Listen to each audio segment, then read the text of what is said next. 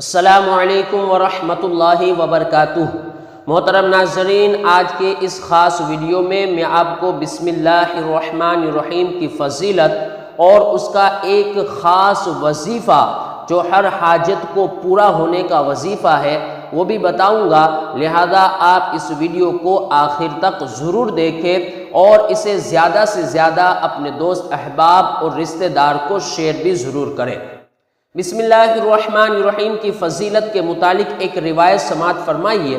حضرت سیدنا عبداللہ ابن عباس رضی اللہ تعالی عنہ سے روایت ہے کہ امیر المؤمنین حضرت سیدنا عثمان غنی رضی اللہ تعالی عنہ نے نبیوں کے سلطان سرور کونین صلی اللہ علیہ وسلم سے بسم اللہ الرحمن الرحیم کی فضیلت کے بارے میں استفسار کیا تو اللہ عز و جل کے محبوب صلی اللہ علیہ وسلم نے فرمایا کہ یہ اللہ عز و جل کے ناموں میں سے ایک نام ہے اور اللہ عز و جل کے اسم اعظم اور اس کے درمیان ایسا ہی قرب ہے جیسے آنکھ کی سیاہی اور سفیدی کے درمیان۔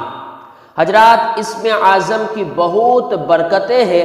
اسم اعظم کے ساتھ جو دعا کی جائے وہ قبول ہو جاتی ہے۔ حضور اکرم صلی اللہ تعالی علیہ وسلم نے فرمایا، جو بھی اہم کام بسم اللہ الرحمن الرحیم کے ساتھ شروع نہیں کیا جاتا وہ ادھورا رہ جاتا ہے، لہذا ہر نیک اور جائز کام سے پہلے بسم اللہ الرحمن الرحیم ضرور پڑھ لینا چاہیے۔ آئیے اب بسم اللہ الرحمن الرحیم کا حاجت پوری ہونے کا وظیفہ سماعت فرما لیں۔